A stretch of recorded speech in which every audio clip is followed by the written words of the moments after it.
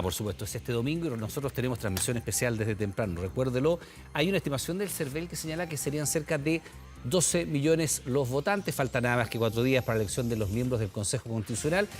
¿Qué podríamos esperar que ocurra este domingo? ¿Cuál de las listas va a declararse triunfadora durante la jornada? ¿Qué dicen las encuestas, los pronósticos? Estamos junto a Claudio Fuentes, académico de la Escuela de Ciencias Políticas de la Universidad Diego Portales. Primero que nada, Claudio, te saludamos. ¿Cómo estás? Buenas tardes y gracias por estar junto a nosotros. Muchas gracias a ti, Iván. Partamos primero, Claudio, por lo que tú estimas que podría ocurrir durante esta jornada de día domingo. Primero, en el nivel de votantes. ¿Estás de acuerdo con este pronóstico? Recordemos que el voto es obligatorio, por supuesto, pero igual siempre se producen importantes casos de abstención y esta es una elección en lo particular que aparentemente no ha generado la pasión que otros procesos eleccionarios. ¿Cómo prevés primero el escenario para el domingo desde el punto de vista de la concurrencia de los votantes?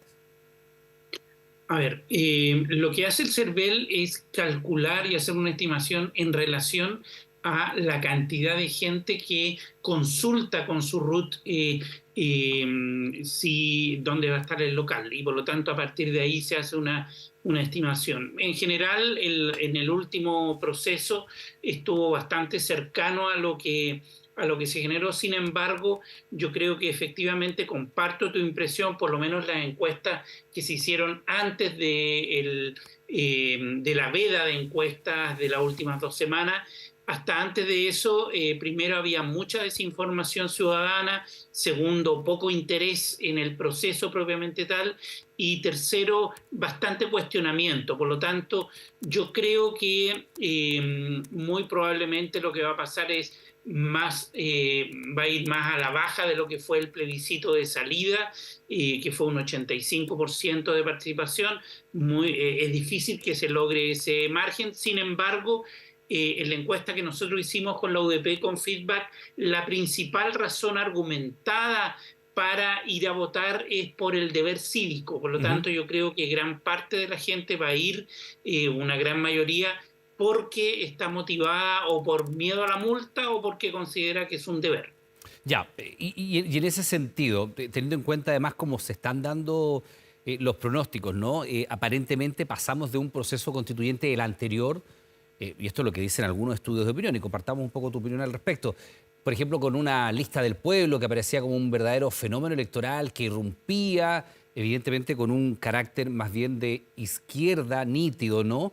Y ahora parece ser que el péndulo se ha movido hacia posiciones más moderadas o francamente de derecha, donde los republicanos, por ejemplo, que no estaban por ser parte de un proceso, que de hecho no son firmantes del acuerdo, aparecen como potencialmente ganadores en una jornada, ¿no? De acuerdo a los sondeos de opinión, podría ser una de las listas más votadas.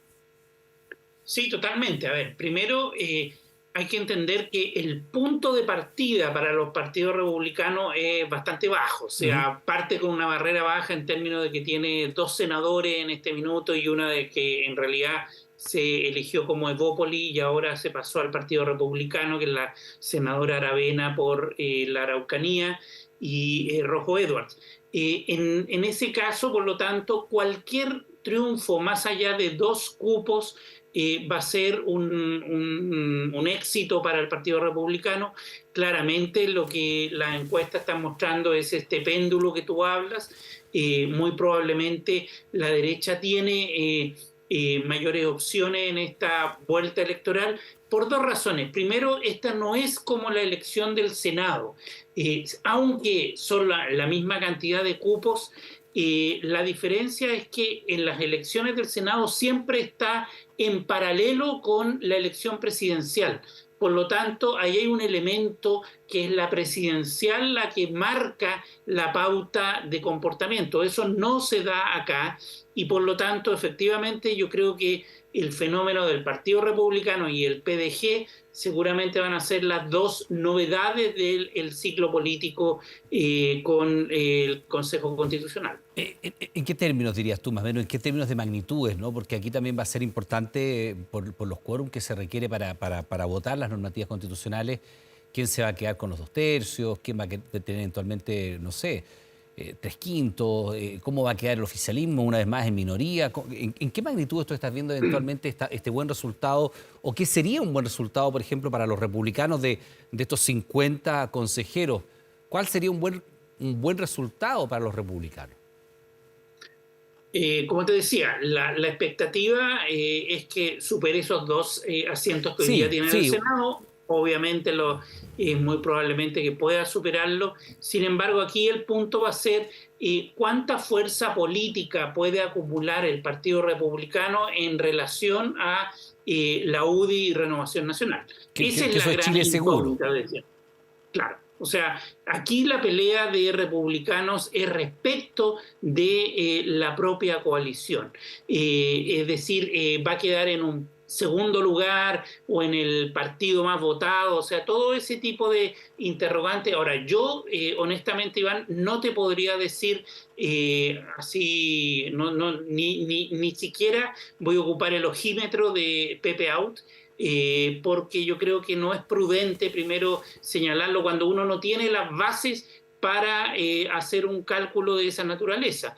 No tenemos encuestas por región, una elección muy distinta, no habíamos tenido con voto obligatorio una elección senatorial, por lo tanto son 5 listas. Todos esos fenómenos son variables que hacen de una elección bastante única, por lo tanto, dar apuestas de cuánto puede llegar Ujú. a tener la derecha versus la centroizquierda, yo creo que es muy difícil para cualquier analista. Ya, qué bueno entonces con ese primer diagnóstico tuyo que podría haber una sorpresa, vamos a decir, de parte de los republicanos, toda vez que saquen más consejeros que los senadores que tienen hoy día, que son dos, ¿no? Que es eso. Y evidentemente de ahí Claro. para arriba todo sería ganancia para los republicanos. Convengamos, eso sí, que si llegaran a sacar dos o tres consejeros, no sería una tarde feliz para ellos por cómo llegan, no por el apronte. En el caso del Partido de la Gente, que es un partido que desde el punto de vista ideológico es más difícil de situar, que incluso ha tenido una fragmentación muy importante en el camino, que en algunas votaciones no van juntos, sino que se dividen incluso. ¿Qué crees tú que puede pasar con el Partido de la Gente, que igualmente es uno de los partidos que tiene más militantes activos? Sí, yo creo que ahí hay que hacer una distinción. Mientras el Partido Republicano está disputando un voto de derecha dura, Sí. principalmente con la UDI y Renovación Nacional, es un segmento muy claro en sectores Está a rurales, la en derecha de sectores... la UDI, los republicanos, Exacto. ¿no? Ya. Efectivamente, valóricamente muy conservador, está aprovechando el momento de la inseguridad ciudadana como bandera de batalla, etcétera. El Partido de la Gente, en cambio, yo creo que entendió durante la campaña que no solamente podía ser un elemento diferenciador desde el punto de vista de la seguridad, y si tú ves en la campaña, comenzó a hablar de otros temas, se empezó a mover más hacia el centro. Yo creo que el Partido de la Gente podría entrar a disputarle votos a la histórica democracia cristiana, y es ahí donde se puede ubicar, es decir, en un centro derecha, disputándole votos y así y teniendo un discurso más amplio que el discurso de voto de mano dura que tiene el Partido Republicano. Claro, porque no es un partido que tenga una matriz ideológica muy clara, ¿no? Es un partido más bien que sigue a un líder que tiene cierto carisma, en fin, con esta cosa de la democracia digital, que fue en su minuto una novedad y que como son bien transversales en ese sentido, desde el punto de vista ideológico. Pueden en algunos proyectos estar con el oficialismo y en otros con la derecha. O sea, se les ha visto votando junto con republicanos y junto con el Partido Comunista. Entonces, en ese sentido son difíciles de situar desde el punto de vista ideológico, son más bien pragmáticos y representan una cierta clase media emergente, ¿no? Aparentemente, que no tiene una gran identificación política. ¿Ellos qué resultados podrían considerarse un buen resultado? Bueno, yo creo que primero obtener una cantidad de 3, 5 consejeros ya sería un éxito porque es un partido nuevo, totalmente nuevo. Segundo, y además hay que tener ojo, dado que seguramente va a ser muy estrecho en términos de la competencia política, los pequeños votos, es decir, la cantidad de votos de 2, 3, 4 votos, son muy claves a la hora de definir el quórum de 60% y por lo tanto se transforman en lo que se llama partidos pivote, que pueden dar vuelta a una elección dentro de la convención o del Consejo Constitucional. Por lo tanto, con una votación de 3, 4 consejeros podrían transformarse en este tipo de partido pivote que está entre la centroderecha y la centroizquierda. Ya, y en el caso del oficialismo, Claudio, ahí hay una complicación porque efectivamente hay, sobre todo en off, ¿no? Sectores del oficialismo como que están dando un poco perdida esta batalla en términos de que nuevamente pueden quedar en una minoría bien importante. Y el hecho de ir en dos listas, ¿no? Efectivamente les resta posibilidades. Bueno, primero alcanzar si los 3/5 es el objetivo de la derecha, en el caso de la centroizquierda es 2/5, Los dos y por lo quintos. tanto el 40% como mínimo. Cualquier punto menos que eso va a ser una derrota, y va a ser una derrota porque la derecha va a poder escribir la constitución que quiera, que es efectivamente lo opuesto de lo que pasó con la convención. Por lo tanto, llegar al 40% de asientos es clave para el gobierno, por su apoyo político, porque sería una derrota, pero también por su proyecto político, es decir, terminar un gobierno con una constitución que la escribe la derecha sería una derrota política muy grande para este gobierno. O sea, y además de haber sido rechazada la reforma tributaria, serían dos rechazos, tres con el primer proceso constituyente. Tres rechazos Sí, sí, y por eso yo creo que va a ser muy importante, si tú te fijas, RN y la UDI ha estado llamando un poco a la moderación, a los grandes acuerdos, porque claro, sabe que el centro político podría darle algo de apoyo si es que tiene un discurso algo más moderado. Yo creo que efectivamente, además, el punto para el gobierno y para el oficialismo, no solamente el gobierno, los partidos de centroizquierda, es que han perdido ciertas regiones, y eso yo creo que se va a ver muy fuertemente graficado el fin de semana. Primero, el norte. El norte, que era tradicionalmente de izquierda, ahora dejó de ser de izquierda, es muy independiente, es muy de este voto díscolo, y por lo tanto en el norte podríamos ver un fuerte tendencias más de el voto del PDG o el voto republicano, por la situación también de inmigración que hay, etcétera. Y en segundo lugar, el gran bastión de hoy día los partidos de centro izquierda está en la región metropolitana, y por lo tanto es la capacidad de movilizar a la región metropolitana es lo que hace muy relevante para los partidos de centro izquierda esta elección. Vamos a la región metropolitana, porque efectivamente, pese a que va a estar un poco subrepresentada, hay que decirlo en función de la cantidad de habitantes que hay en la región metropolitana, casi el 40% de los votantes, sin embargo, allí básicamente la pelea está en saber quiénes van a ser las primeras mayorías, ¿no? De quiénes van a ser los electos y cuáles son las mayorías. ¿Cómo ves tú esa disputa? Mira, o sea, es muy gravitante esta elección para ver efectivamente el caudal y la capacidad que tengan las fuerzas de Frente Amplio, del Partido Socialista, de movilizar efectivamente la metropolitana. Esto es relevante. Primero porque, contrariamente a lo que se piensa, hay un trabajo de Nicolás Valenzuela sobre eso, contrariamente a lo que se piensa, en el plebiscito de salida, en la metropolitana, los sectores populares votaron tan o un poco más de lo que votaron por Boric. Y por lo tanto, ese va a ser el test que se va a tener que medir. ¿Cuántos de los votantes que votaron por Boric o que votaron por el plebiscito de salida en la metropolitana vuelven a salir a las urnas a votar por ellos? Ahora, Claudio, antes que se nos vaya el tiempo, hay pronósticos sobre lo difícil que va a ser lograr los 50 nombres definitivos por cómo se tiene que estructurar la paridad.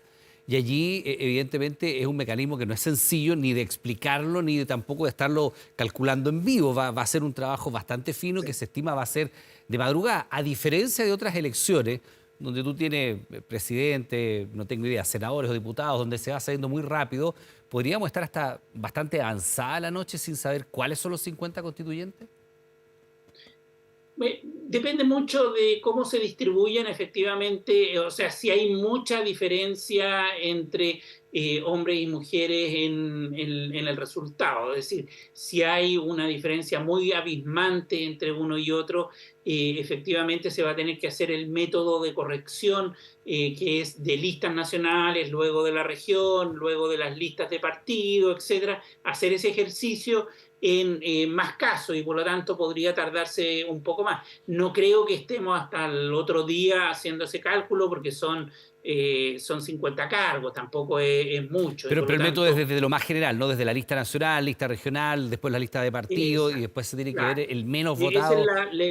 la lógica de ir ajustando de modo de ir favoreciendo aquello, o sea, de los, supongamos que ganan los hombres, de los hombres que obtuvieron menos votación, se va a buscar a la compañera de lista del partido, si es que no tiene de la coalición, y así sucesivamente. Y por lo tanto, ese ejercicio no creo que va a tomar un par de horas, pero no creo que debiese ser mucha complicación como para retardar 24 horas el resultado. Ahora, Claudio, Eh, tú tienes una Perdón, y explicación, sí. lo otro que puede que lleguemos a, que no hemos hablado, o sea, y en general no se ha hablado, es el tema de los escaños indígenas, que también requiere una cantidad de votantes para poder elegir, y por lo tanto puede que seamos 50 del Con Consejo Constitucional, o puede que haya uno 52. más o dos más. Claro. Ahora, ¿cómo se pasa, Claudio, en esta última, que es una visión más global del proceso tuyo? ¿Cómo se pasa de el proyecto de constitución que se le presentó a la ciudadanía, donde había un Estado plurinacional, un Chile que no era unitario, donde había para muchos una sobre representación de los temas indígenas, en fin, y una propuesta que muchos veían tan hacia la izquierda, hacia un ambiente donde el péndulo se ha movido hacia una realidad más cercana a lo conservador y donde el eje, si en el eje anterior estaba en la diversidad y en la libertad individual, si tú quieres, hoy día el eje está en la seguridad. O sea, francamente, muchas de las materias que son objeto de preocupación de la ciudadanía, que tienen que ver con la delincuencia, en fin, con los asaltos y crímenes de calibre distinto que se está viendo en el país, no se resuelven en una constitución, pero sin embargo han sido fundamentales en la discusión de este proceso constituyente. ¿Cómo se pasa pendularmente en un año, ¿no? Desde ese proyecto de constitución hasta este ambiente que parece favorecer tanto un discurso más moderado o conservador, derechamente, si tú quieres? Sí, a ver, yo creo que para explicarlo hay que tener en cuenta primero, no es que las mismas personas cambien de ser de izquierda a ser de derecha. De un día yo despierto plurinacional y al otro día despierto unitario. Eso no ocurre de ese modo. Desde el punto de vista sociológico hay grupos, hay nichos electorales que se movilizan y que logran el poder. En el caso de la convención, el grupo gravitante fue la izquierda, obviamente, y grupos identitarios que fueron ayudados además por un sistema electoral que fue creado por los propios parlamentarios. O sea, olvidamos decir que las listas de independientes, los escaños reservados, la paridad, todo ese modelo fue y permitido por el Congreso Nacional de los propios partidos que luego hicieron otras reglas. Y por lo tanto, en primer lugar están las reglas, en segundo lugar, grupos de poder que logran alcanzar mayorías circunstanciales, logran convencer a ciertos grupos, y ahora estamos en otro momento y que cambió una regla que fue muy importante, que es el voto obligatorio. Eso cambia totalmente el juego político, a mi juicio lo modera mucho más de lo que es el que haya nichos compitiendo. En segundo lugar, cambió la regla electoral, ya no es un grupo de 155 electos con listas de independientes, ahora son un grupo de 50 electos por partidos, y por lo tanto el control partisano del proceso constituyente actual va a tender hacia la moderación y hacia el acuerdo seguramente, porque hay mucho más en juego para esos partidos. Por lo tanto, efectivamente cambió el momento. Bueno, siempre se ha dicho que las constituciones son hijas de su momento, y hemos tenido dos momentos en 2 años, y eso es parte de que somos una sociedad archidividida. Hay un segmento importante de la población que se siente y cree y se siente de izquierda, hay otra gente que se siente de derecha, y hay un gran grupo que no se identifica con ninguno, pero que en estos temas sí se identifica con el tema del Estado, del mercado, de sus derechos individuales, y ahí toman posiciones, y por lo tanto a mi juicio, es la política fragmentada de un Chile que está dividido. Bueno, vamos a ver finalmente cuál de los modelos o de estas identidades de chilenos se va a imponer finalmente el domingo. Claudio, te damos las gracias por esta conversación y seguramente te vamos a estar molestando en los próximos días para tener un análisis de lo que vaya ocurriendo en este proceso eleccionario. Buenas tardes, muchas gracias. Chao, gracias a Que ustedes. esté muy bien.